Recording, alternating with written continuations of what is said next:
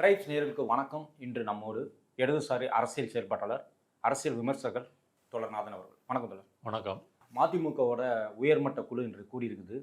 அந்த குழு கூட்டத்தில் ஒரு எம்எல்ஏ அட்டன் செய்யலை. அவர் அறிவிப்பு கொடுத்துருக்காரு. என்ன அப்படின்னா, நான் திமுக சின்னத்திலலாம் நின்று ஜெயிச்சிருக்கேன். நான் ஒரு திமுக உறுப்பாளர் மாதிரி தான். மதிமுகவோட உறுப்பினர் கிடையாது. நான் அதில் கலந்துக்க மாட்டேன் அப்படின்னு கிட்டத்தட்ட அவர் வெளியேறுவதாகவே அறிவித்த மாதிரி தான் அது. இன்னொரு எம்எல்ஏ ராஜேந்திரன், அவர் கடலூர் எம்எல்ஏ கலந்துக்கிறாரு. இதெல்லாம் குதிரை பேரத்தில் வராதா? அதாவது ஒரு கட்சியே அந்த பக்கமாக அப்போ போக போகுது, ராஜினாமா செய்துவிட்டு. அங்கே ஏடிஎம்கேலேருந்து 4 எம்எல்ஏக்கள், அப்புறமா இவர் விஜயபாஸ்கர் இன்னும் போய் சேரலை. அவர் 29ஆம் தேதி சேரலாம் அப்படிங்கிற ஒரு பிளானில் இருக்கிறாரு. அப்படி இருக்கும்பொழுது இது குதிரை பெறமா அப்படிங்கப்போ இல்லை, அப்படி எந்த ஆதாரமும் இல்லைன்னு ஜேசிடி பிரபாகரும் சொல்கிறாரு. இந்த பக்கம் ஆதரவு கொடுக்கும் சிபிஎம் தோழர்களும் சொல்கிறாங்க. இப்போ இன்னைக்கு இந்த விஷயமும் நடந்துட்டு இருக்குது. இதை நம்ம எப்படி பார்க்குறது? குதிரை பெறமா, இல்லை கொள்கைக்காக, பெரியாருக்காக, அண்ணா பெயரெல்லாம் பயன்படுத்தியிருக்கிற தாவேக்காக, அதற்காக போகிறாங்களா? எப்படி பார்க்குறது இது? குதிரை பேரம் அப்படின்னு வச்சுக்கிட்டா கூட அது தவறு தான். ஆனால் அது கூட ஒரு ஒருத்தான கட்சியாக மதிமுக இல்லை. வெற்றி பெற்ற 2 பேரும் சீர்காழி, கடையநல்லூர் 2 எம்எல்ஏக்களும், இப்போ சீர்காழியில் செந்தில் செல்வன் அவர் என்ன சொல்கிறாரு, நான் திமுகவில் தான் சேர்ந்துட்டேன், மதிமுகலேருந்து விலகிட்டேன் அப்படின்றாரு. இவங்க 2 பேருக்கும் எம்எல்ஏ அப்படின்றதே ஒரு பெரிய பதவி. நீங்கள் மதிமுகலேருந்து எம்எல்ஏ ஆகிறது பெரிய விஷயம். அந்த பெரிய விஷயத்தை அடைந்து விட்டார்கள். இப்போது மதிமுக அல்லது வைகோ எடுத்திருக்கின்ற முடிவின்படி நம்ம திமுக கூட்டணி ஆதரிக்கணும் அப்படின்னு சொன்னால் இவங்க எம்எல்ஏ பதவியை ராஜினாமா பண்ணணும். அப்படி ராஜினாமா பண்ணால் திரும்ப நமக்கு சீட்டு கிடைக்காதுன்னு அவங்களுக்கு நல்லா தெரியும். அதனால் அந்த தங்களது பதவியை இழப்பதற்கு அவர்கள் தயாராக இல்லை. இப்போ இன்றைக்கி சீர்காழி சேர்ந்துருக்கிறாருன்னா கடையநல்லூரும் அப்படி சேர்வதற்கு வாய்ப்பு இருக்குது. ஒருவேளை அவர் மட்டும் ராஜினாமா பண்ணாலும் அதுவும் ஒரு பெரிய வித்தியாசத்தை ஏற்படுத்த போகிறதில்ல. குதிரை பேரமானு கேட்டீங்க. குதிரை பேரம் அப்படின்னு சொன்னால் மதிமுகவுக்கு ஒரு 80 எம்எல்ஏக்கள் இருந்து ஒரு 60 எம்எல்ஏக்கள் திமுகவுக்கு வராங்க அப்படின்னு சொன்னால் அது குதிரை பேரம். மதிமுக உறுப்பினர்களை, சட்டமன்ற உறுப்பினர்களை வைத்து திமுக ஆட்சி அமைக்க போகுது அப்படின்னு சொன்னால் அது குதிரை பேரத்தில் வரும். ஐயப்பாவன்னு 2 பேர், அந்த 2 பேரில் ஒருத்தர் நான் இப்போ வரேன் அப்படின்னு சொல்கிறாரு. அவர் இந்த உயர்நிலை குழு கூட்டத்தில் கலந்து கொள்ளும் தகுதி அவருக்கு இல்லைன்றதுனால அவர் கலந்துக்கல அப்படின்னு மதிமுக சொல்கிறாங்க. அதனால் திமுக எதிர்க்கட்சியாக இருக்கும் பொழுது தாவேகாவை வீழ்த்துகின்ற அல்லது சட்டமன்றத்தில் ஒரு நம்பிக்கையில்லா தீர்மானம் கொண்டு வரக்கூடிய அளவுக்கு திமுகவுக்கும் உறுப்பினர்கள் இல்லை, அல்லது திமுக யாரையாவது பேசி பார்க்கலான்னா அந்த நிலைமையிலும் அந்த கட்சிகளும் இல்லை. அப்படி இருக்கும்போது குதிரை பேரத்தில் வராது. சொல்லப்போனால் அந்த 2 உறுப்பினர்கள் நமக்கு கிடைத்த அந்த எம்எல்ஏ பதவியை தக்க வைத்து கொள்ள வேண்டும் அப்படின்ற ஒரே காரணத்துக்காக மட்டும் அவங்க திமுக நோக்கி வர வாய்ப்பு இருக்குது. அல்லது நமக்கு தாவேகால ராஜினாமா பண்ணால் சீட்டு நமக்கு நிரந்தரம் அப்படின்னா அவங்க அதில் நீங்கள் விஜயை நம்பினா கூட வைகோவை நம்ப முடியாது. ஒன்ஸ் இவங்க ராஜினாமா பண்ணிட்டாங்கன்னா அதில் நம்ம போட்டிடலாமா, இல்லை வேறு யாராவது போட்டியிட வைக்கலாமா, இப்படி தான் வைகோ யோசிப்பாரே தவிர அவங்களுக்கு திரும்ப சீட்டு கிடையாது. அதனால் இது எல்லாத்தையும் பரிசீலித்து பார்த்துட்டு நமக்கு ஒரு வாய்ப்பு கிடைச்சிருக்கு, அந்த வாய்ப்பை மிஸ் பண்ணக்கூடாது, அதனால் எம்எல்ஏ தொடருவோம் அப்படின்னு சொல்லிட்டு அவர்கள் வேண்டுமானால் மதிமுகவிலிருந்து விலகி திமுக போகிற பக்கம் பாய்க்கிறது வாய்ப்பு இருக்குதே தவிர வைகோவினுடைய சொந்த செல்வாக்குனால அது நடக்க போகிறதில்ல. மற்றபடி குதிரை பேரத்தோடு ஒப்பிடக்கூடிய அளவுக்கு இதில் ஒன்றுமே இல்லை. இந்த உயர்மட்ட குழு எதற்காக அப்படின்னா, திமுக கூட்டணியிலிருந்து விலகி தாவேக்க பக்கம் போவதா, இதற்கான ஒரு உயர்மட்ட குழு ஆலோசனை கூட்டம் தான் சொல்கிறாங்க. அப்பட்டமாக தெரிந்த ஒரு விஷயம் தான். எப்படி பார்க்குறீங்க இந்த மூவ், எம்டிஎம்கேட மூவ், வைகோவோட மூவ் நீங்கள் எப்படி பார்க்குறீங்க? இது பின்னாடி இருக்க அரசியல் என்ன வரும்? திமுக கூட்டணி கட்சிகளில் மதிமுக தவிர எல்லா கட்சிகளும், மதிமுக தேமுதிக தவிர எல்லா கட்சிகளும் போய் சேர்ந்துட்டாங்க. விஜய் கூட்டணியில் போய் சேர்ந்துட்டாங்க.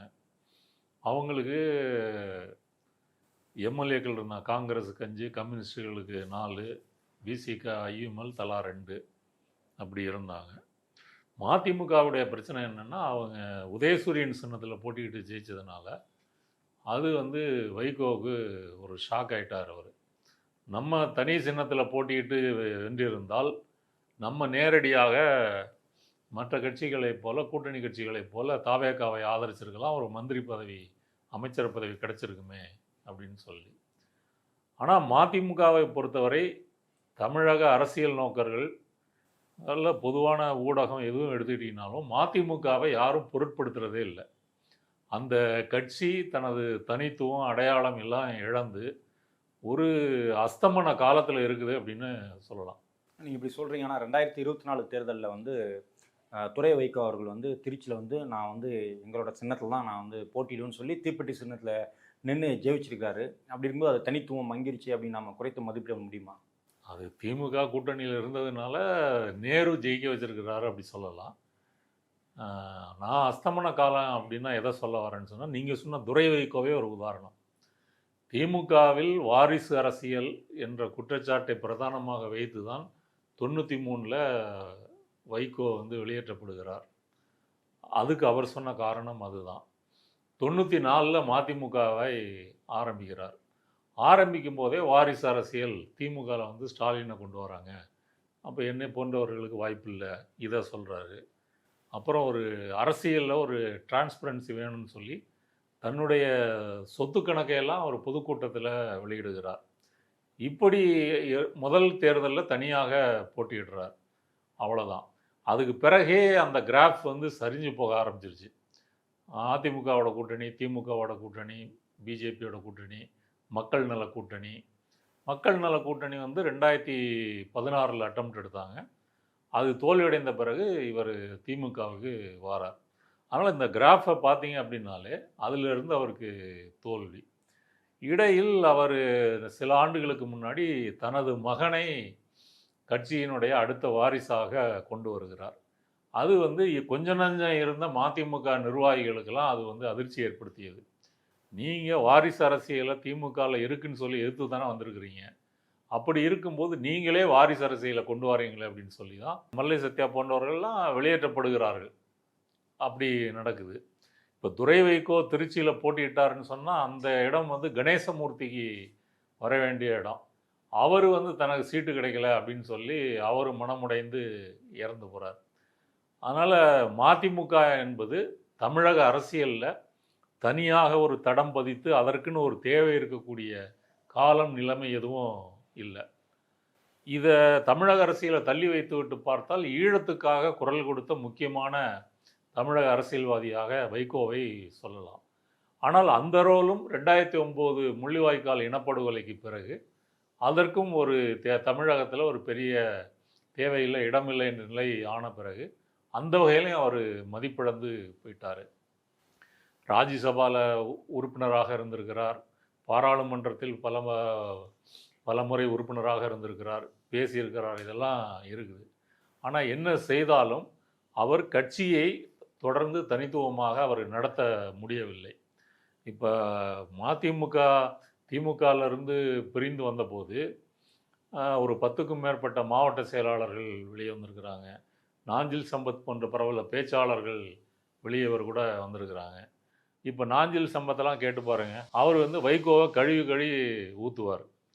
எப்படி தன்னை விட கட்சியில் யாரும் வந்து வளர்ந்துடக்கூடாதுன்னு வைகோ நினைக்கிறாரு, அப்படிதான்லாம் நான்லாம் ஓரங்கட்டப்பட்டேன் அப்படின்னு அவர் சொல்கிறார். அப்புறம் மல்லை சத்யா வந்து லேட்டஸ்ட்டு சமீபத்திய உதாரணம். அதில் இப்போ இதையெல்லாம் பார்க்கும்போது அந்த கட்சி வந்து கலகலத்து போயிருக்குது அப்படின்னு சொல்லலாம். கலகலத்து போயிருக்கிற இந்த சூழலில் நாஞ்சில் சம்பத் இருக்கும் தாவேக பக்கமாக வைகோ அவர்கள் தனது கட்சியை கொண்டு செல்ல வாய்ப்பு இருக்கும். இந்த சூழலில் இந்த உயர்மட்ட குழு மீட்டிங் இப்போ முடிஞ்சிடும் அப்படின்னு அவ்வளோ நேரம் வெயிட் பண்ணோம். ஆனால் இப்போ வரைக்கும் முடியல, 4:30 ஆச்சு. பெரும்பான்மையான முடிவு இப்படி தான் இருக்குன்னு நம்ம எதிர்பார்க்கப்படுது. ஏன்னா நேற்றுக்கு கூட அவர் சமீபத்தில் பேசும் பொழுது காணாமல் போன கட்சிக்கு 10 சீட்டு ப்ளஸ் ஒரு ராஜ்யசபா எம்பி சீட்டு கொடுத்தாங்கன்னா எங்கள் சின்னத்தில் கூட போட்டி விடலை திமுகன்னு ஒரு குற்றச்சாட்டை முன்வைத்திருந்தார். ஸோ இந்த அதிருப்தியான ஒரு சூழலில் அவர் தாவேக பக்கம் தான் போகிறதுக்கு வாய்ப்பு இருக்குது. நான் எல்லா கட்சிகளுமே திமுகவுடன் இருந்து அங்கே தான் போயிருக்கிறாங்க. இதனால் அவர் வந்து தன்னுடைய கட்சியை வலுப்படுத்த முடியும்னு நம்ம எடுத்துக்கலாமா? ஏன்னா அது ஜெயிக்கிற கட்சி. இதுக்கு முன்னாடி திமுக ஜெயிக்கிற கட்சியாக இருந்து இங்கே இருந்தார். இப்போ தாவேக வந்து ஜெயிக்கிற கட்சியாக அவருக்கு தோன்றி அப்படி போகிறது வந்து கட்சியை வலுப்படுத்துறதுக்கு நான் ஒரு காரணமாக இருக்க முடியாதா? எல்லாரும் வந்து மதிமுகவுக்கு தமிழக அரசியலில் என்ன இடம், என்ன பலம், இதெல்லாம் வந்து ஒரு மதிப்பீடு இருக்கிறது. அந்த மதிப்பீடு வந்து தாவேகாவுக்கோ விஜய்க்கோ மாறிட போதா? இப்போ திமுக கூட்டணியில் இருக்கும்போது 4 தொகுதிகள் கொடுத்தாங்க. அதுவும் திமுகவினுடைய சின்னத்தில் தான் போட்டி போடணுன்ற நிபந்தனையோடு சொன்னாங்க. அதை வைகோவும் ஏற்றுக்கொண்டார். அப்படி தான் போட்டியிட்டார். 2 பேர் ஜெயிச்சிருக்காங்க. இப்படி இருக்கும்போது தாவேகா வந்து தனியாக மதிமுகவுக்கு ஒரு சிறப்பு சலுகை அளிப்பதற்கு எதுவும் இல்லை. ஏன் அப்படின்னு சொன்னால், மதிமுகவே அதனுடைய அஸ்தமன காலத்தில் இருக்கும்போது அதற்கு உரிய இடத்தின்படி தான் தாவேகா டீல் பண்ணோம். இப்போ தாவேகாவுக்கு கிராக்கி அதிகமாயிருச்சு. தமிழக அரசியல் சூழலை பார்க்கும்போது காங்கிரஸ்லேருந்து ஐயுஎம்எல் வரைக்கும் பலரும் அங்கே கூட்டணிக்கு போயிருக்கிறாங்க. கூட்டணியில் இல்லைன்னு கம்யூனிஸ்டுகள் சொன்னாலும் நாளைக்கு வந்து போகிறாங்களா இல்லையான்றது பொறுத்திருந்து தான் பார்க்கணும். ஆனால் இப்போ திமுக கூட்டணியில் அவங்க இல்லை அப்படின்றது உறுதியாயிருச்சு. இப்போ பிரேமலதா மட்டும்தான், தேமுதிக மட்டும்தான் திமுக கூட்டணியில் இருக்கிறாங்க. அப்படி இருக்கும்போது மற்ற கட்சிகள்லாம் வந்து அவங்களுக்கு கூட்டணியில் இருக்கிறாங்க, அமைச்சரவை பதவி கொடுத்தது போல் வைகோவுக்கு கொடுக்கக்கூடிய இதுவும் இல்லை. அது வைகோவுக்கு பெரிய ஏமாற்றம். அதனால் விஜய் வந்து விஜயை பொறுத்தால் தாவேகாவை பொறுத்தவரை பல கட்சிகள் அவங்களை நாடி வரக்கூடிய சூழல் இப்போ இருக்குது. தேர்தலுக்கு முன்னாடி இவருடைய பலம் நிரூபிக்கப்படலைன்றதுனால யாரும் நாடி வரலை. இப்போ வந்து அப்படி இல்லை, கிராக்கி அதிகமாக இருக்குது. அதிமுகலேருந்து பலர் இதில் தாவேகாவில் சேர்றதை பார்க்குறோம்.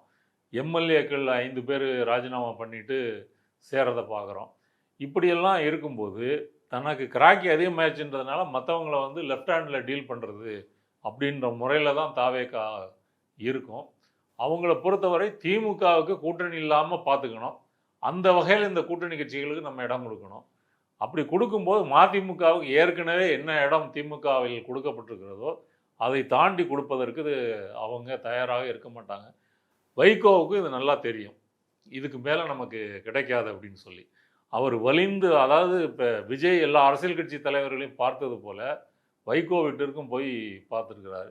அப்போவே வைகோ என்ன சொல்கிறாரு, தான் வீட்டில் வேலை செய்யக்கூடிய பல தொழிலாளிகள் தாவேகாவுக்கு தான், விசிலுக்கு தான் ஓட்டு போட்டாங்கன்னு பெருமையோடு சொல்கிறாரு. அதே வைகோ வந்து முன்னாள் முதல்வர் ஸ்டாலின் அவர்களை பார்க்கும் பொழுது எங்களையெல்லாம் விஜய் கூப்பிடுவாரா அப்படின்னு ஆதங்கப்பட்டதையும் நம்ம பார்க்க முடிஞ்சது. ஆமாம், என்ன மாதிரியான நிலைப்பாடு இது? என்ன அவர் பார்க்குறாரு, அதாவதுங்க நம்மளுடைய சொந்த முறையில் சொந்த கட்சிக்கு ஒரு எதிர்காலம் இல்லைன்னு தெரிஞ்சு போச்சு. அப்போ அரசியலில் ஒரு நியூ பிளேயர் என்ட்ரி ஆகிறாரு. அந்த நியூ பிளேயரை வைத்துக்கொண்டு நம்ம ஏதாவது கொஞ்ச நாளைக்கு வந்து வாழலாமே அப்படின்ற ஆசை எல்லாருக்கும் இருக்கும். அதுவும் இந்த மாதிரி வந்து காய்ந்து தேய்ந்து போன கட்சியான மதிமுகவுக்கு கண்டிப்பாக அது இருக்கும். அந்த மகிழ்ச்சிகள் தான் அவர் விஜயை வலிந்து பாராட்டுகிறார். தலைமை செயலகத்தில் போய் பார்க்குறாரு. அப்புறம் தாவேகாவுக்கு ஆதரவாக கருத்துக்களை முன்வைக்கிறார், திமுகவுக்கு எதிராக பேசுகிறார். இதெல்லாம் ஊடகங்களில் செய்தியாகிறது.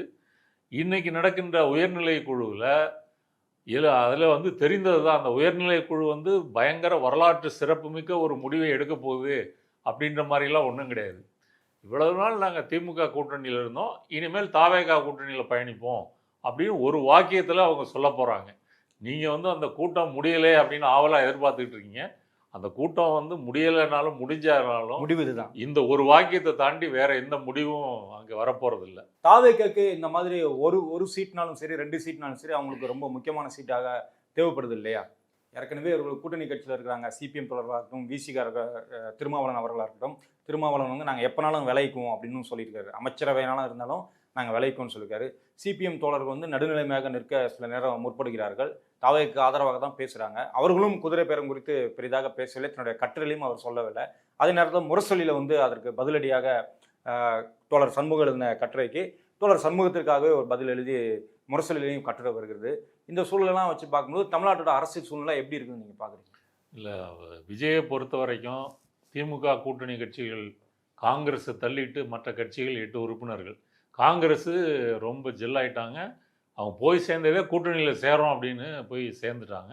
29 பாராளுமன்ற தேர்தல் வரை அவர்கள் உடன்படிக்கை செஞ்சுருக்காங்கன்னு மாதிரி தெரியுது. இந்த 8 பேரும் இப்போதைக்கு தாவேகால இருக்கிறாங்க. விஜயை பொறுத்தவரை தன்னுடைய சொந்த எண்ணிக்கையில் ஒரு பெரும்பான்மை பலம் இருந்தால் நல்லது அப்படின்னு அவர் கருதுகிறார். அதனால தான் அதிமுகவிலிருந்து எம்எல்ஏக்களை ராஜினாமா செய்ய வைத்து அப்படி ஒரு குதிரை பேரம் வந்து தீவிரமாக தாவேகா ஈடுபட்டிருக்குது. அதில் இதுவரைக்கும் 4 பேர் ராஜினாமா பண்ணியிருக்கிறாங்க. அடுத்தது விஜயபாஸ்கர் ராஜினாமா பண்ணிவிட்டு விஜய் முன்னாடி தான் தாவேகால சேருவேன் அப்படின்னு பெட்ரூமாஸ் லைட்டே தான் வேணும் அப்படின்ற முறையில் அவர் காத்திருக்கிறார். இந்த எண்ணிக்கை இன்னும் வந்து கூடலாம். ஆனால் இடையில் என்ன செய்தி அடிபடுதுன்னா, இந்த 4 பேர் ராஜினாமா பண்ணிட்டாங்க. திரும்ப இந்த 4 பேருக்கும் இந்த சீட்டு கொடுப்பாங்களா அப்படின்றதுல தாவேகா இன்னும் முடிவு எடுக்கலை. ஏன் அப்படின்னு சொன்னால், இவங்களையே அதிமுககாரங்களே மீண்டும் நிறுத்தினா நம்மளுடைய இமேஜ் வந்து அடி வாங்கணும். 2வது சொந்த தொகுதியிலேயே அந்த மக்கள்கிட்டே என்ன இது கருத்து நிலவுன்னா, இப்போ தான் தேர்தலில் ஜெயிச்சுட்டு போனாங்க. திரும்ப இந்த மாதிரி போட்டியிட்டு ஒரு தேவையில்லாமல் தொகுதி மக்களுக்கு தொந்தரவு கொடுக்குறாங்களே அப்படின்ற எண்ணம் வரும். அப்படி இருக்கும்போது நம்ம வேறு யாராவது நம்ம தாவேகா சார்பாக நிறுத்தலாம் அப்படின்ற முறையில் அவங்க யோசிக்கிறாங்கன்னு ஒரு செய்தி வருது. அப்படின்னா இவங்கள நட்டாத்தில் விட்டுற மாட்டாங்க. இவங்களுக்கு வேறு ஏதாவது பதவி ஆதாயங்கள் அல்லது பணம் பேரம் ஏதோ ஒன்று இருக்கும் அப்படின்னு வச்சுக்கலாம். அதனால் அப்படி ஒரு நிலைமை அவங்களுக்கு இருக்குது. இப்படி இருக்கும்போது மதிமுகலேருந்து 2 பேர் ஒரு கற்பனைக்காக வச்சுக்குவோம், ராஜினாமா பண்ணிவிட்டு மீண்டும் தேர்தலை சந்திக்கிறதுக்கு தயாராக இருந்தாங்கன்னா, அப்போ வைகோ குறுக்க வராரு. மற்ற 4 அதிமுக எம்எல்ஏக்களுக்கு எடப்பாடியோ எஸ்பிஐலமும் யாரும் குறுக்க வரல. அவங்க நேரடியாக தான் ஆமாம் இல்லை டீலிங் பேசுகிறது நேரடியாக பேசிக்கிறாங்க இல்லையா. வேறு அதுக்கு மேலே அவங்கள இது பண்ணுறதுக்கு ஆள் இல்லை. இப்போ சீட்டு கொடுக்கலன்னு முடிவெடுத்தா கூட அது விஜய் தான் முடிவெடுக்க போகிறாரு. வேறு யாரும் அதில் தடுக்க போகிறதில்ல. இங்கே வைகோ இருக்கார் கட்சி தலைவர், அப்புறம் துறை வைகோ இருக்கார். அப்போ இவங்க என்ன வேணால் முடிவெடுக்கலான்றதுனால நம்மளுடைய இடம் வந்து தாவேகாவுக்கு நம்ம சேருவதாக இருந்தாலும் நமக்கு எம்எல்ஏ சீட்டு என்பது நிச்சயம் கிடையாது அப்படின்றது இவங்க 2 பேருக்கும் தெரியும். இதுதான் அந்த வித்தியாசம். அப்படி இருக்கும்போது அவர்கள் தாவேகா நினைக்கின்ற அந்த சொந்த பெரும்பான்மைக்கு இவர்கள் தயாராக இருப்பாங்கன்றது வந்து கேள்விக்குறி தான். அதனால் இவங்க போக மாட்டாங்க. மற்றபடி விஜயை பொறுத்த வரைக்கும் இன்னும் அதிக எம்எல்ஏக்கள் வந்து வரணும், அதிக இடைத்தேர்தல் சீட்டு எண்ணிக்கைகள் அதிகரிக்கும் பொழுது நம்மளுடைய சொந்த எண்ணிக்கையை வந்து அதிகப்படுத்தலாம். இப்போவே திருச்சி கிழக்கையும் சேர்த்து விஜயபாஸ்கரும் சேர்த்திங்கன்னா 6 சீட்டு. இப்போ 6 சீட்டு ஒரு கற்பனைக்காக தாவேகா ஜெயிக்கிறதா வச்சுக்கிட்டா கூட 107 6 113, காங்கிரஸை சேர்த்திங்கன்னா 118. அப்போ பெரும்பான்மை முடிஞ்சு போச்சு. அதுக்கு பிறகு விசிகா கம்யூனிஸ்ட் கட்சிகள் ஐயுஎம்எல்லாம் ஆதரவு கொடுத்தாலும் சரி கொடுக்கலாம்னாலும் சரி. ஆனால் 18ன்றது ஒரு கரெக்டான மார்ஜினாக இருக்கிறதுனால ஒரு கூடுதலாக ஒரு கம்ஃபர்ட்டுக்காக ஒரு 20-30 அந்த எண்ணிக்கையை தான் தாவேகா விரும்பும். ஆனால் அந்த நிலைமையை அடைந்து விட்டால் இவர்கள் தாவேகாவுக்கு நம்மளை விட்டால் ஆதரவு இல்லை அப்படின்ற முறையிலையோ சரியான முறையிலையோ ஒரு என்ன சொல்கிறது ஒரு விமர்சனம் வைக்கிறதோ இதெல்லாம் வந்து அதற்கு மதிப்பு இருக்காது. இப்போ அவர்கள் வைக்கின்ற விமர்சனத்துக்கு ஓரளவு மதிப்பு இருக்கும். ஏன்னா இவர்கள் தேவையாக இருக்குது. இப்போ நீங்கள் அந்த நம்பிக்கை தீர்மானம் வரும்போதே பாருங்கள், எஸ்பிஎல் சிவி சண்முகன் டீமை போய் விஜய் பார்க்குறாரு. அதில் 25 வாக்குகள் வாங்கி தான் இவங்க ஜெயிக்கிறாங்க. இது அப்பட்டமான குதிரை பெற அரசியல். அப்போவே வந்து இவங்களுக்கு என்ன தோணி இருக்கணும், கம்யூனிஸ்ட் கட்சிகளோ விசிகா ஐஎம்எல் என்னது வச்சு நம்மளை நம்பி இல்லை தாவேக்கா, அங்கே 25 பேரை பிடிச்சி போட்டிருக்காங்க அப்படின்ற மாதிரி இவங்களுக்கு தோணி இருக்கணும். அதன் பிறகு இந்த கட்சி தாவும் தடை சட்டம் இந்த பிரச்சனையெல்லாம் வந்த பிறகு அவங்க மீண்டும் எடப்பாடிகிட்ட சேர்றாங்க. இவங்க 4 பேர் ரிசைன் பண்ணுறாங்க. அப்புறம் விஜயபாஸ்கர் 5. இந்த எண்ணிக்கை இன்னும் அதிகரிக்கலாம். அதிகரிக்கும் போது மேலும் தாவேகாவுக்கு வந்து சுயமாக தனது சொந்த பலத்தில் நிற்கக்கூடிய ஒரு நிலைமை வரும். அதன் பிறகு திமுகவினுடைய கூட்டணி கட்சிகள் விஜயை வந்து ஆதரிப்பது என்பது விஜய் மனது வைப்பதற்காக நீங்கள் அமைச்சராக இருக்க முடியுமே தவிர கண்டிஷன் போட்டோ அல்லது கூறிய விமர்சனங்கள் செய்தோ நீங்கள் இருக்க முடியாது. இப்போ இந்த மூவ் வந்து சப்போஸ் 2 பேருமே வந்து தாவேகா பக்கம் மாறுகிறார்கள் என்று எடுத்துக்கொண்டால் கூட இது திமுகவுக்கு பலவீனத்தை கொடுக்குமா, தமிழக வெற்றி கழகத்திற்கு பலத்தை கொடுக்குமா, வைகோவின் கட்சிக்கும் பலத்தை கொடுக்குமா? இது வந்து இடைத்தேர்தலில் எப்படி எதிரொலிக்கும்? இதில் இடைத்தேர்தலில் 6லையுமே வந்து தாவேகா தான் ஜெயிக்கும் அப்படிங்கிறது எப்படி பார்க்குறது? ஏன் டிஎம்கேலேருந்து எந்த பிளானும் பண்ண மாட்டாங்களா? அவர்கள் எந்தவித செயல் திட்டத்தையும் தீட்ட மாட்டாங்களா? அதோட சாதக பாதகம்லாம் எப்படி பார்க்குறீங்க? நீங்கள் கற்பனையில் ரொம்ப தூரம் போயிட்டீங்க. இது ஒரு பிரேக்கிங் நியூஸ்ன்னு சொல்லக்கூடிய அளவுக்கு கூட இந்த செய்தியில் ஒருத்தர் இல்லை. மதிமுகவில் 2 எம்எல்ஏக்கள் இருக்காங்க. உதயசூரியன் சின்னத்தில் போட்டிட்டு ஜெயிச்சிருக்காங்க. அவங்க திமுகலேயே இருக்க போகிறாங்க அல்லது ராஜினாமா பண்ணிவிட்டு தாவேகாவில் சேர போகிறாங்க. இந்த எந்த செய்தியும் ஒரு செய்தி பத்திரிகையின் ஒரு மூலையில் வந்து போகக்கூடிய செய்தியாக தான் இருக்குமே தவிர இது அரசியல் சூழலில் எந்த ஒரு மாற்றத்தை எதையும் ஏற்படுத்த போகிறதில்ல. இப்போ விஜயை பொறுத்த வரைக்கும் வைகோ ஒரு பிரச்சார பீரங்கி, வயசாயிருச்சு, முன்ன மாதிரி அவரால் பிரச்சாரம் பண்ண முடியுமான்னு தெரியல. அவருக்குன்னு ஒரு இடம் இருக்குது. அது நமக்கு ஏதாவது ஆகுமா அப்படின்றது ஒன்று. அடுத்தது திமுக கூட்டணியை வழித்து துடைத்து அந்த கூட்டணியை ஒன்றுமில்லாமல் ஆக்கி திமுகவை வந்து தனியாக நிற்க வைப்பது. இப்போ ஆர் ராசா என்ன சொல்கிறாரு, நம்ம வர தேர்தலில் நம்ம தனித்து தான் போட்டியிடணும் அப்படின்னு கனிமொழி அவர்களும் சொல்கிறாங்க. ஸ்டாலின் அதை பரிசீலிக்கிறேன்னு சொல்கிறாரு. தாவேகா வந்து என்ன நினைக்கும், இது நாங்கள் உருவாக்கிய நிலை, நீங்கள் ஏதோ ஒரு பெரிய மனசு பண்ணி இந்த முடிவு எடுக்கலை, உங்கள் கூட்டணி கட்சிகள்லாம் நாங்கள் உருவிட்டோம், உருவின பிறகு நீங்கள் தனியாக தான் இருக்கிறீங்க, ஆல்ரெடி நீங்கள் தனியாக இருக்கும் பொழுது நீங்கள் தனியாக தானே போட்டியிடணும் அப்படின்ற மாதிரி தாவேகா பிரச்சாரம் பண்ணலாம். அதனால் அப்படி நிலைமை இருக்கும் பொழுது இந்த 2 எம்எல்ஏக்கள், மதிமுகவினுடைய 2 எம்எல்ஏக்கள் திமுகவில் இருந்தால் ஒரு நம்பர் என்ற முறையில் அதற்கு மதிப்பு இருக்கும். அவங்க போனாங்க அப்படின்னு சொன்னால் அது ஒரு பெரிய பாதிப்பு திமுகவுக்கு ஏற்படுத்த போகிறதில்ல. இடைத்தேர்தலுடைய தொகுதிகளின் எண்ணிக்கை வந்து கூடும், அது தாவேகாவுக்கு சாதகமாக இருக்கும். அதே சமயம் திமுக இந்த அதிமுகவை போன மாதிரி இல்லாமல் விஜயை நேரடியாக விமர்சனம் செய்து விஜய்க்கு எதிரான பிரச்சாரங்களை செய்து அந்த முயற்சி செய்வார்கள். அதனால் முன்னாடி இருந்த ஒரு கேக் வாக் அல்லது ஒரு சுலபமான வெற்றி அப்படின்றது விஜய்க்கு இனி இருக்காது. கடுமையாக பிரச்சாரம் பண்ணணும், போட்டியிடணும். விசில் சின்னம்னாலே மக்கள் கண்ணை மூடிட்டு போகக்கூடிய நிலைமை வந்து இவங்க பிரச்சாரத்தினால இருக்காது. அது ஒன்று தான் மாற்றமே தவிர, மற்றபடி மதிமுக 2 எம்எல்ஏக்களுடைய அணி சேர்க்கையினால் எதுவும் தமிழக அரசியலில் மாறிட போகிறதில்ல. வைகோவை பொறுத்தவரை நம்ம எல்லாம் முடிஞ்சு போச்சு, வயசும் ஆயிடுச்சு, பையனையும் கொண்டு வந்துட்டோம். இப்போ விஜயோட நம்ம சேரும் பொழுது எப்படியும் விஜய் கொஞ்ச காலத்துக்கு தமிழக அரசியலில் ஒரு தீர்மானகரமான சக்தியாக இருப்பார். அவரோட சேர்ந்து இருந்தால் நமக்கு ஏதாவது ஒரு கட்சிக்கு ஒரு ஆதாயம் கிடைக்கும், ஒரு கவனம் கிடைக்கும், அதை வைத்து கொண்டு போகலாம் அப்படின்னு நினைக்கிறாரு. ஆனால் யோசிச்சு பாருங்கள், விஜய், ஆதவ், ஜானோரகிசாமி அந்த தாவேகா டீம் வந்து மதிமுகவுக்கு என்ன முக்கியத்துவம் கொடுக்கும்? எந்த கொடுத்தா அவங்க திரும்பி ரிட்டர்ன் எதிர்பார்ப்பாங்கல்ல, நமக்கு ஏதாவது ஒரு பலன் இருக்கணும், அவங்களுக்கு தனியாக வாக்கு வங்கிக்கு ஓட் பேங்க் ஏதாவது இருக்கா? அப்படி ஒன்றும் இல்லை. பிரச்சார பீரங்கிகள் யாராவது இருக்கா? அப்படி எதுவும் இல்லை. மதிமுக எத்தனை சீட்டு கொடுக்கலான்னு தாவேகா தனது கட்சிக்காரரான நாஞ்சி செல்வத்திட்ட கேட்டால் என்ன சொல்லுவாங்க, அவங்களுக்கு வந்து -5 சீட்டு வேணால் கொடுங்க, மற்றபடி ப்ளஸ்லாம் கொடுக்குறதுக்கு ஒருத்தே கிடையாது அப்படின்னு அவர் சொல்லுவார். இப்போ நாஞ்சில் சம்பத்து செய்யாத ஒரு பிரச்சாரத்தையாக வைகோ செஞ்சிட போகிறாரு.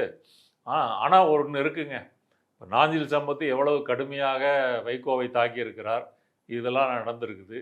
இப்போ நாஞ்சில் சம்பத்தும் தாவேகா கட்சிக்காரர் என்ற முறையில் அவரும் தாவேகாவுக்கு ஆதரவு அளிக்கிறார் என்ற முறையில் வைகோவும் சந்தித்து கொண்டால் அந்த காட்சி எப்படி இருக்குன்னு யோசிச்சு பாருங்க.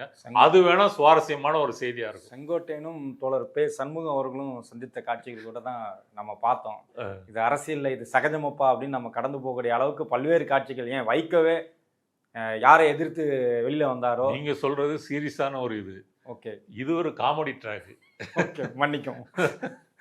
அப்போ இன்றைக்கு வந்து இதன் தொடர்ச்சியாக அந்த குதிரைபேரம், இந்த தாவைக்க மீதான ஒரு குற்றச்சாட்டு குதிரைபேரம் நடத்துறாங்க. கொள்கைனா என்ன அப்படின்னு முற்போக்காளர்கள் கேள்வி கேட்டுட்டு இருக்கிறாங்க. திமுக கூட இருந்தது முன்னாடி வந்து கொள்கை கூட்டணின்னு எல்லாருமே சொல்லுவாங்க. இப்போ வந்து அது வெறும் தொகுதி உடன்பாடு தான் கூட சொல்றாங்க. இந்த சூழல்ல வந்து தோழர் பே சண்முகம் எழுதின அந்த கட்டுரை, அதன் அடிப்படையில் முரசொலியிலிருந்து ஒரு கட்டுரை வருது. அது தோழர் பே சண்முகத்தை தனியாக தாக்குவது போன்ற ஒரு கட்டுரை அப்படின்னு இன்றைக்கு ராஜ்மோகன் வந்து தன்னுடைய ப்ரெஸ் மீட்டில், கல்வி அமைச்சர் ராஜ்மோகன் தன்னுடைய ப்ரெஸ் மீட்டில் சிகப்பு துண்டை சீண்டினால் 2 யானைகளும் வந்து பொங்கி எந்திரிச்சு வரும், அவர் தன்னோட கட்சி சின்னத்தில் இருக்கிற யானைகள்லாம் எந்திரிச்சு வரும், போர் புரியும் அப்படின்லாம் ஆவேசமாக பேசியிருக்காரு. சிவப்பு துண்டு இதை போல சிறுமை செய்தால் இரட்டை போர் யானை பார்த்துக்கிட்டு சும்மா இருக்காது, அனைவரும் நாகரிகத்தின் எல்லையை கருதி அதோடு நிற்க வேண்டியது கடமை. இந்த அரசியல் சூழலை எப்படி பாக்குறீங்க? ஏன்னா கொள்கை கூட்டணின்னு சொன்னாங்க, தாவகையிடம் அந்த கொள்கை இருக்கிறதா? இது வைகோ போகிறதாகட்டும், திருமாவளவன் போகிறதாகட்டும், கம்யூனிஸ்ட் கட்சிகள் போகிறதாகட்டும், அவர்கள் ஃபர்ஸ்ட் சொன்னது வந்து ஜனாதிபதி ஆட்சியிலிருந்து தமிழ்நாட்டை காப்பாற்ற போகிறோம். அதாவது கடந்த இதுக்கு முன்னாடி கிண்டல் பண்ணுவாங்க, பாஜக உள்ள வந்துடும் ப்ரோ, பிஜேபி உள்ள வந்துடும் ப்ரோ அப்படின்னு தானே எல்லாத்தையும் நீங்க சப்ப கட்டுறீங்கன்னு சொல்லுவாங்க. இப்போ இந்த வார்த்தைகள் வந்து தோழர்கள் வந்து வருது. இந்த கொள்கை சூழலை எப்படி பாக்குறீங்க? சிவப்பு துண்டை காப்பதற்காக இரட்டை போர் யானையை பொங்கியலும் அப்படின்னு ராஜ்மோகன் சொல்லியிருக்கிறது, அமைச்சர் ராஜ்மோகன் சொல்லியிருக்கிறது. அவர் இன்னும் ஒரு பட்டிமன்ற பேச்சாளராகத்தான் இருக்கிறார் அப்படின்றத நமக்கு நினைவூட்டுகிறார். சிவப்பு தொண்டுக்காக இவர் வந்து சீறி அப்படி பாய வேண்டிய அவசியம் என்ன அப்படி என்ன அவங்க சிவப்பு என்ன கவர்ந்து விட்டது? இப்போ 12 மாநகராட்சிகளில் தனியார் மயம் அப்படின்னு சொல்லி போராட்டம்லாம் பண்ணி கம்யூனிஸ்டுகள் உள்ளிட்டு பலரும் பேசின பிறகு தான் அதை இன்னைக்கு தாவேக அரசு வாபஸ் வாங்கியிருக்கு. அதுவும் என்ன சொல்கிறாங்க, இது திமுக போட்ட முடிவு, திமுக செய்த முடிவை நீங்கள் ஏன் அமல்படுத்துறீங்க, நீங்கள் ஆரம்பத்திலே இதை அமல்படுத்தியிருக்க கூடாதுல்ல. அடுத்தது நம்ம அந்த இறால் பதப்படுத்தும் இதில் அமோனியா அந்த வாயு லீக் ஆகி 15 பேர் இறந்து போயிட்டாங்க. அந்த கம்பெனி பேர் கூட நமக்கு நிறைய பேருக்கு இது வரைக்கும் வெளியே வரல. அமோனியா கேஸ் லீக் அப்படின்னு தான் வந்ததை தவிர அந்த கம்பெனியோட பேர் வர மாட்டேங்குது. அது ஒரு கிறிஸ்தவ பேராக இருப்பதால் மறைக்கப்படுகிறதுன்னு குற்றச்சாட்டு இருக்குது. இப்போ அதுக்கு போய் விஜய் நேரடியாக போய் பார்க்கல, அவர் அமைச்சர்களைத்தான் அனுப்புகிறார். இங்கே பிறந்தநாள் கொண்டாட்டமெல்லாம் 5 வகை கேக்குகளோடு நடக்கும் பொழுது அதை நேரடியாக போய் பார்க்குறதுக்கு அவர் தயாராக இல்லை. அப்போ ராஜ்மோகன் பொறுத்த வரைக்கும் ஒரு சிவப்பு மேலே அவளை பற்று இருந்தால் அங்கே காமிச்சிருக்கணும்ல, அங்கே போயிருந்துருக்கணும்ல. அங்கே விஜய் அண்ணாவை கூட்டிகிட்டு போய் அந்த தொழிலாளிகளையும் பார்த்து ஆறுதல் சொல்லி அவங்களுக்கு நீங்கள் கொடுத்துருக்கிறது 2 லட்சம் தான் கொடுத்துருக்குறீங்க, அது குறைவு, உங்கள் கூட்டணி கட்சிகள் உள்ளிட்டு பலரும் அந்த தொகையை உயர்த்த சொல்லி கேட்டிருக்கிறாங்க. அப்போ அதனால் ராஜ்மோகன் வந்து சிவப்பு மேலே வந்து அவருக்கு ஒரு பற்று இருக்குதுன்னு சொன்னால் தாவேகாவினுடைய அரசியலில் அதை காட்டணும். அது இல்லாமல் நீங்கள் வந்து இங்கே சண்முகம் தாக்கப்படுறாரு அப்படின்றதுனால உங்களுக்கு சிவப்பு மேலே பற்று வருது அப்படின்னு சொன்னால் சிவப்பை பற்றி உங்களுக்கு தெரியல, அல்லது சிவப்பை வந்து நீங்கள் ஒரு அடையாள அரசியல் போல் நினச்சிக்கிட்டு இருக்கீங்க. ஒரு என்ன சொல்கிறது, எங்கள் கட்சிக்காரரை நீ தாக்கிட்ட, எங்கள் கட்சிக்கு ஆதரவானவரை திருப்பி நான் வந்து விடமாட்டேன் அப்படின்றது மாதிரி தான் இருக்கே தவிர வேற ஒன்றும் அதில் இல்லை. அதாவது காங்கிரஸ் வந்து 2 அமைச்சர் பதவி, தாவேகாவோட கூட்டணி, இந்த ஒரு காரணத்துக்காக தான் நேரடியாக போய் சேர்ந்தது. ஒரு பச்சையான சந்தர்ப்பவாதம்னு வச்சுங்க. மற்ற கட்சிகளுக்கு ஒரு தயக்கம் இருந்தது. 2 கம்யூனிஸ்ட் கட்சிகள், ஐயுஎம்எல், விசிகா, அவங்களுக்கு ஒரு தயக்கம் இருக்குது. கொஞ்சம் கொஞ்சமாக தான் போய் சேர்றாங்க, ஆதரவு தராங்க. ஆனால் அதில் விமர்சனத்துக்குரிய விஷயம் என்னென்னா, இவர்கள் தான் தமிழ்நாட்டில் பிஜேபி ஆட்சி வந்துடும், ஆளுநர் ஆட்சி வந்துடும் அப்படின்னு சொல்கிறாங்களே தவிர அதே ஒரு கவலை வந்து தாவேகாட்டிலிருந்து வரல. விஜய் அதை பற்றி சொல்லலை. எங்கள் ஆட்சி வரக்கூடாது என்பதற்காக பிஜேபி சதி பண்ணுது, ஆளுநரை வைத்து சதி செய்கிறது, அதற்காக நீங்கள்லாம் ஆதரிக்க வேண்டும் அப்படி அவர் எங்கேயும் சொல்லலை, பிஜேபி எதிர்த்தும் சொல்லலை. அதனால் தாவேகாவினுடைய கொள்கை வந்து என்ன, தாவேகாவினுடைய கொள்கை விஜய் என்ற அந்த கல்ட் ஃபிகரை வைத்து கொண்டு மையமாக வைத்து மக்கள்கிட்ட வந்து பொய் செய்திகளை கொண்டு போய் ஏமாற்றக்கூடிய ஒரு அரசியல் தான் அவருடைய அரசியல். இப்போ கொள்கை எதிரி பிஜேபி, அரசியல் எதிரி திமுக அப்படின்னு சொன்னாலும் கூட திமுகவை தான் ஆளினால் அவங்க வந்து எதிரியாக பிரச்சாரம் பண்ணுறாங்க. பிஜேபியை கரூர் சம்பவத்துக்கு பிறகு விஜயும் பேசவில்லை, மற்றவர்களும் பேசவில்லை. அல்லது இந்துத்துவாவை எதிர்த்து பேச வேண்டிய பல தருணங்கள், திருப்பரங்குன்றம், கிறிஸ்மஸ் தாக்குதல், இது மாதிரி வரும்போது கூட தாவேகாலேருந்து எதுவும் பேசலை. இப்போ ஆளுநரோடு நாங்கள் சுமூகமாக இருக்கிறோன்னு சொல்லி தான் தேசிய கீதம் 2 முறை பாடப்பட்டது. அர்லேக்கர் போய் எக்ஸ்தலத்தில் சரித்திர நிகழ்வுன்னு சொல்லி அதை பாராட்டுறாரு. அப்போ ஆர்என் ரவி செய்ய முடியாததை அர்லேக்கர் செய்து விட்டார். காரணம், இங்கே விஜய் தாவேகா ஆட்சி வந்து விட்டது அப்படின்றதான். அப்புறம் நாங்கள் ஒன்றிய அரசை இப்போ இந்திய அரசுன்னு சொல்கிறாரு. ஒன்றிய அரசுன்ற இப்படி ஒரு பேச்சு புழக்கத்தில் வந்தது திமுக ஆட்சிக்கு வந்த பிறகு தான் அவங்க சொல்கிறாங்க. இது வந்து பல தேசிய இனங்களினுடைய ஒன்றியம் என்பதனால யூனியன் கவர்மெண்ட் என்பதனுடைய தமிழ் வடிவம் தான் ஒன்றிய அரசு அப்படின்னு சொன்னால் இப்போ இதை மாற்றிட்டாரு. அடுத்தது தமிழ் தேசிய கீதத்துக்கு முன்னாடி தமிழ்தாய் வாழ்த்து பாடணும்னு சொல்லி மோடிகிட்ட தான் இவர் போய் மனு போடுறாரு, பெர்மிஷன் கேட்குறாரு. அப்புறம் பிஜேபியோட ஒரு இணக்கமான இதில் உறவில் இருக்க போகிறோம், அப்போ தான் நம்ம மத்திய ஒன்றிய அரசினுடைய நிதி நமக்கு வரும் அப்படின்னு சொல்லிட்டார். அதனால் இப்போ திமுகவினுடைய முன்னாள் கூட்டணி கட்சிகள் நினைப்பது போல விஜய் வந்து ஒரு மதசார்பற்ற கொள்கை, இந்துத்துவாவை எதிர்க்கக்கூடிய, ஆர்எஸ்எஸ் பிஜேபி எதிர்க்கக்கூடிய ஒரு கொள்கையை அவர் கடைபிடிக்க போகிறாரானா இல்லை, ஏற்கனவே இல்லை, இப்போவும் இல்லை. இவங்க தான் திருப்பி திருப்பி அப்படி பேசுகிறாங்களே தவிர விஜய் அப்படி பேசவே இல்லை. அதனால் இந்த உறவில் வந்து கொள்கை இருப்பதற்கு எந்த வகையான அர்த்தமும் இல்லை. இப்போ விஜயினுடைய ஒவ்வொரு நடவடிக்கையும் இருக்கு இல்லையா, இப்போ அவர் ஒவ்வொன்றத்துக்கும் திமுகவுக்கு பழி போடுறதா இருக்கட்டும், சட்டசபையில் அவர் அநாகரிகமாக ஸ்டாலினை கிண்டல் பண்ணதாக இருக்கட்டும், தமிழகத்தினுடைய சட்டம் ஒழுங்கு சீர்குலைந்து அதை பற்றி அவர் அலட்டிக்காமல் இருக்கிறதா இருக்கட்டும், இதெல்லாம் வந்து போயிட்டே இருக்குது, அதிகமாயிட்டே போகுது. அப்போ திமுக கூட்டணி கட்சிகள் ஆதரவுனால இவங்க இன்னைக்கு பதவியில் இருக்கிறாங்க அப்படின்னாலும் அந்த நிலைமை மாறும். குதிரை பேர அரசியல் மூலமாக சொந்த பலத்தில் ஏற்கனவே பேசணும் இல்லையா, அதை நோக்கி போகும். அதனால் இங்கே வந்து நம்பர் தான் தீர்மானிக்கிறதே தவிர கொள்கை தீர்மானிக்கலை. இதை இவர்கள் கண்டிப்பாக போக போக உணர்வார்கள். அடுத்தது விஜய் கட்சியோடு இவர்கள் மேலும் நெருங்க என்ன ஆகும் அப்படின்னு சொன்னால், அந்த கல்ட்டு ஃபிகர் பொலிட்டிக்ஸ்ன்னு சொல்கிறாங்க இல்லையா, அந்த பிம்ப வடிவ அரசியல், அந்த அரசியலுக்கு உள்ள இந்த கட்சிகளும் இழுத்து செல்லப்படும்.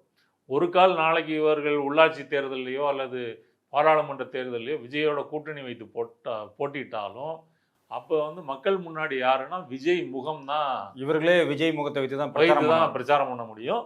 யார் சிபிஎம் சார்பாக யார் உள்ளாட்சியில் போட்டிடுறா, விசிகா சார்பாக யார் போட்டிடுறாங்க அப்படின்றதெல்லாம் முக்கியத்துவம் இல்லாமல் போயிடும். விஜய் நம்ம தொகுதிக்கு வந்து அவர் பிரச்சாரம் பண்ண வரணும் அப்படின்னு ஒரு ஏங்கக்கூடிய நிலைமை தான் வரும். அதனால் கொள்கை திமுகவில் இருக்கும்போது அது இருந்தது. திமுக முக்கியமான டீலிமிட்டேஷனாக இருக்கட்டும், மற்ற பல ஒன்றிய அரசு வந்து மாநில உரிமைகள் எதனாலும் மாநில உரிமைகள் நிதி கொடுக்க மறுத்ததாக இருக்கட்டும், இதையெல்லாம் வைத்து அவர்கள் தீவிரமாக பிரச்சாரம் பண்ணியிருக்காங்க. பாராளுமன்றத்துலேயும் சரி, அரசியல் அரங்கத்துலேயும் பிரச்சாரம் பண்ணியிருக்காங்க. தாவேகா அதை செய்ய போகிறதில்ல. இப்போ சபாநாயகர் ஜேசிடி பிரபாகர் அந்த ஆளுநர் உரைக்கு நன்றி தெரிவிக்கும் தீர்மானத்தில் வன்னி அரசு வந்து மோடியை பிஜேபியை எதிர்த்து பேச வந்தார். அப்போயே குறுக்க போட்டு ஆஃப் பண்ணாரா இல்லையா? இதுவே அவங்களுக்கு ஒரு பாடமாக இருக்கும். அதனால் இதே விஜய் ரசிக்க மாட்டார். அப்போ என்ன செய்வது? விஜயோட கூட்டணியில் நீடிப்பதா, மீண்டும் திமுகவுக்கு போவதா அப்படின்னா அந்த முடிவு, அவர்கள் முடிவு வந்து விஜய் கூட போகிறது அப்படின்னு முடிவு எடுத்தாங்கன்னா இந்த கொள்கையை பேசுகின்ற வாய்ப்பே கொஞ்சம் கொஞ்சமாக கொள்கையை விட கட்சியோட சீட் எண்ணிக்கை அப்படி எடுத்துக்கலாமா?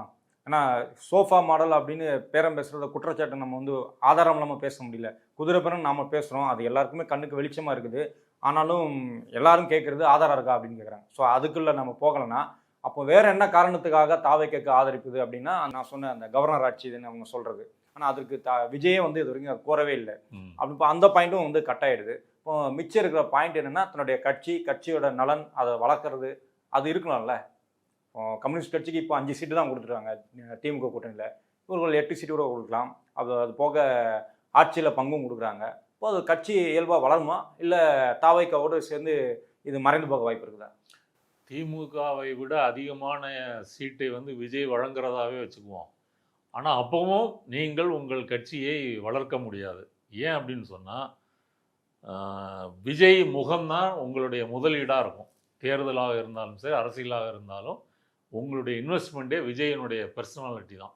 அதற்காகத்தான் உங்களுக்கு ஓட்டு விழும். அதை வைத்து தான் நீங்கள் ஜெயிக்க போகிறீங்க. அப்படிங்கும்போது உங்களுடைய கொள்கை, உங்களுடைய தனித்துவம், உங்களுடைய அடையாளம், இதற்கான இடம் வந்து விஜயோட கூட்டணி வைக்கும்போது இல்லாமல் போயிடும். இது காங்கிரஸ்லேருந்து கம்யூனிஸ்டுகள், ஐயுஎம்எல், விசிகா வரைக்கும் எல்லாருக்கும் இதுதான் விதி. அப்போ இதே குற்றச்சாட்டை அவர்களும் வைக்கிறாங்களா? நாங்கள் திமுக கூட இருந்தப்பவும் திமுக வந்து எங்களை வளரவே விடலை. எத்தனை சீட்டில் இருந்து இப்போ 5 சீட்டு கொண்டு வந்திருக்கிறாங்க, 4 சீட்டுக்கும் 8 சீட்டுக்குமாக இப்படி கொண்டு வந்திருக்காங்க அப்படின்னு அவங்க குற்றச்சாட்டு வைக்கிறாங்களா? அப்போ இது தாவேக்காவாக இருந்தாலும் சரி, திமுகவாக இருந்தாலும் சரி, எந்த பலமுள்ள கட்சி இருக்குதோ அந்த கட்சி வந்து இவர்களை வந்து அழிக்க தான் பார்க்குதுன்னு எடுத்துக்கலாமா? திமுகவை பொறுத்தவரை அவர்கள் சீட்டு கூடுதலாக வழங்கியிருக்கணும் அப்படின்னு சொன்னால் அது ஒரு நியாயம் இருக்குது. இப்போ கம்யூனிஸ்டுகளுக்கெல்லாம் 5 தொகுதிகள் கொடுத்தது என்பது குறைவு. தேமுதிகவுக்கு ஒரு கொள்கையே இல்லாத ஒரு கட்சிக்கு 10 சீட்டு, இவங்களுக்கு 5 என்பது குறைவு. அதுவும் போன தடவை வாங்கின 6 கூட திமுக கொடுக்க முன் வரவில்லை.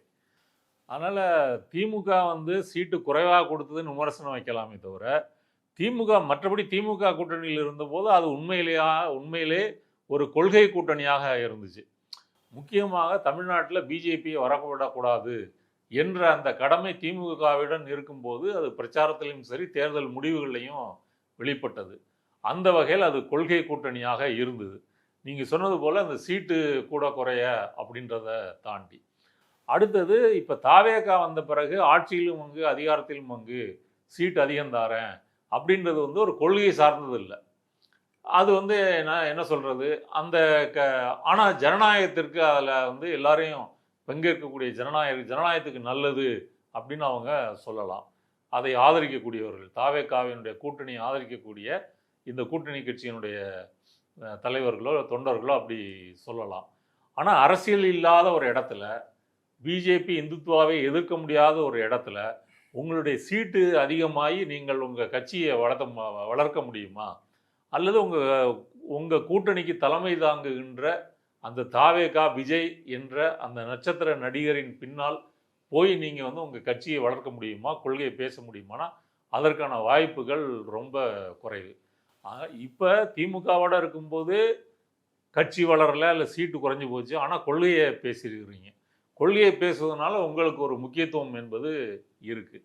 இப்போ அந்த இடத்தையும் நீங்கள் தாவேகாட்ட போகும்போது நீங்கள் இழக்கிறீங்க. அதனால் நீங்கள் அதை விட்டு திரும்பவும் திமுக கூட்டணிக்கே வந்தால் திமுகட்ட நீங்கள் இப்போ வந்து கூடுதல் சீட்டு நீங்கள் கேட்க முடியும், அவங்களும் கொடுக்கறதுக்கு வாய்ப்பு இருக்குது.